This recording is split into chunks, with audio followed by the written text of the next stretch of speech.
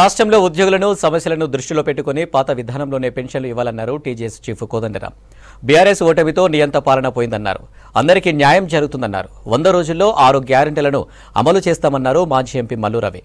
పాత పెన్షన్ సాధన సమితి ఆధ్వర్యంలో జరిగిన రౌండ్ టేబుల్స్ మాట్లాడారు నేతలు.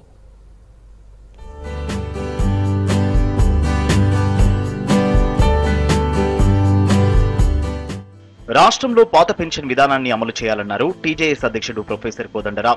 కొత్త పెన్షన్ విధానంతో ఉద్యోగులు తీవ్ర ఇబ్బందులు పడుతున్నారని చెప్పారు. ఏ మార్పు కోసం ప్రజలు పోరాటం చేశారో ఆ మార్పు వచ్చిందన్నారు. ఓపీఎస్ పునరుద్ధరించాలని ప్రభుత్వం దృష్టికి తీసుకెళ్తామన్నారు కోదండరాం. సోమాజిగూడలో పాత పెన్షన్ సాధన సమితి ఆధ్వర్యంలో రౌండ్ టేబుల్ సమావేశం జరిగింది. మన భారతదేశంలో ముఖ్యంగా ఈ సొమ్మును కార్పొరేట్ రంగానికి తాకట్టు పెట్టడమే మనం అంగీకరించడానికి వీల్లేదు. ఇది మన సొమ్ము, మన ప్రయోజనాల కోసము అయితే ప్రభుత్వం వాడుకోవాలి, లేకపోతే మనకన్నా ఉపయోగపడాలి. ఇదివరకు ఏంటంటే చిన్న మొత్తాలు పొదుపు మొత్తం ప్రభుత్వానికి తక్కువ వడ్డీకి ఇచ్చేవాళ్ళు, ప్రభుత్వం ప్రజా సంక్షేమానికి వాడుకునేది. ఇప్పుడు కార్పొరేట్ రంగానికి దారాదత్తం చేయటం సమంజసం కాదు. ప్రజల యొక్క ఆదరణ అనుకోండి, మొత్తం మీదనైతే ఒక మార్పును సాధించుకోగలిగినాం రాజకీయంగా. సమాజంలో ఉపాధ్యాయ ప్రాముఖ్యత ఎంతో ఉంటుందన్నారు మాజీ ఎంపీ మల్లు రవి. జీవో 317 వల్ల ఉద్యోగులు నష్టపోయారన్నారు. ఉపాధ్యాయ అనుబంధ సంఘాలు కలిపి జేఏసీ ఏర్పడాలని సూచించారు. సిపిఎస్, ఓపీఎస్ అంశంపై రవీంద్ర భారతిలో ప్రోగ్రాం పెట్టాలని సూచించారు. ఉపాధ్యాయులతో పాటు పేద ప్రజలకు అన్ని పథకాలలో న్యాయం జరగాలన్నారు మల్లు రవి. టీఆర్ఎస్ పార్టీ ప్రభుత్వం మీరందరూ చూశారు. మీరు మామూలుగా మీ బడ్జెట్ అంతా ప్రచారానికే ఉపయోగించారు. ఏదో రకంగా అధికారంలోకి రావాలి, ప్రజల్ని మభ్య పెట్టాలని. ఇవాళ ఏం స్టేట్మెంట్ ఇస్తున్నారు? కాంగ్రెస్ పార్టీ వాళ్ళు అబద్ధాలు చెప్పి అధికారంలోకి వచ్చారు, లేకపోతే ఈ గ్యారంటీలు అమలు చేయడానికి డబ్బులు ఎక్కడున్నాయి? ముఖ్యంగా కేటీఆర్ అదే రకంగా హరీష్ రావు కవితని అడిగేది ఏంటంటే, మీకు డబ్బులు ఎక్కడి నుంచి వస్తాయంటే మేము చెప్పినటువంటి గ్యారంటీలు కానీ మేనిఫెస్టోలో చెప్పినవి కానీ వీటికంటే ఎక్కువ వాళ్ళు చెప్పారు.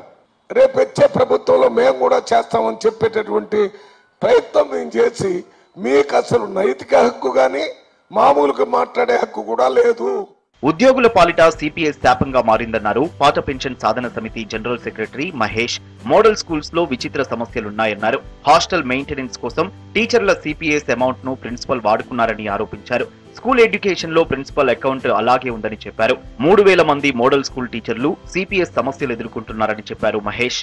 మాకు హాస్టల్స్ ఇచ్చారు, అందులో మోడల్ స్కూల్లో ప్రిన్సిపాల్స్, పీజీటీలు, టీజీటీలు 3 పోస్టుల్ని భర్తీ చేస్తే హాస్టల్స్ మెయింటెనెన్స్ కోసం టీచర్ల సిపిఎస్ అమౌంట్ ఆడుకున్నటువంటి కొంతమంది ప్రిన్సిపాల్స్, అట్లా కొంతమంది గతంలో అధికారులు కూడా ఆదేశాలు ఇచ్చారు. ఎట్లా వెంకన్న స్వామికి వేస్తే ఉండిలేస్తుంటే 11 రూపాయలు మొక్కుబడి వేస్తున్నాం, అది ఎక్కడ పోతుందో తెలియలేనటువంటి పరిస్థితి కావాలని చెప్పి ఆయన సిపిఎస్ అన్ని ఇవ్వండి అని కొట్లాడినటువంటి దౌర్భాగ్య పరిస్థితిలో మేము ఉన్నాం ఆ రోజు. ఉపాధ్యాయ ఉద్యమాల్ని నిర్వీర్యం చేయడంతో కేసీఆర్ ప్రధాన పాత్ర పోషించారని ఆరోపించారు degree lecturer Madhusudan Reddy. 317 GO వల్ల ఎంతో మంది ఉద్యోగులు నష్టపోయారని మండిపడ్డారు. కొత్త పెన్షన్ విధానంతో ఉద్యోగులకు మెంటల్ స్ట్రెస్ ఎక్కువైందని చెప్పారు. కాంగ్రెస్ ప్రభుత్వం పాత పెన్షన్ విధానాన్ని అమలు చేస్తామని చెప్పిందని గుర్తు చేశారు. తెలంగాణ రాష్ట్రంలో కాంగ్రెస్ ప్రభుత్వం ఆధ్వర్యంలో ప్రజల సమస్యలు పరిష్కారం అవుతాయన్నారు మధుసూదన్ రెడ్డి. ఇప్పుడు ఈయననేమో ఊడిగం చేసి 30 సంవత్సరాలు ఊడిగం చేసిన తర్వాత నువ్వు ఇంటికి పో అని షేక్ హ్యాండ్ ఇచ్చి నువ్వేం చేయాలి? అల్టిమేట్గా ఓల్డ్ ఏజ్ పెన్షన్ అప్లై చేసుకో. నేనేమంటున్నా, ఓల్డ్ ఏజ్ పెన్షన్ ఇచ్చేటటువంటి ఎకనామిక్ ప్రిన్సిపల్స్ ఏంటి, వీళ్ళకి పెన్షన్ లేదనేటటువంటి principles both are quite contradicted.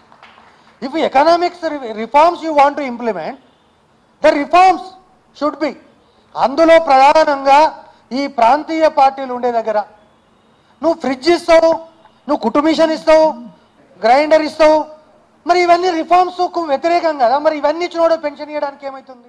గత ప్రభుత్వం చేసిన మోసాలకు ఎన్నికల్లో బుద్ధి చెప్పామన్నారు వక్తలు. వచ్చే లోక్సభ ఎన్నికల్లోనూ కాంగ్రెస్ ను గెలిపిస్తామన్నారు.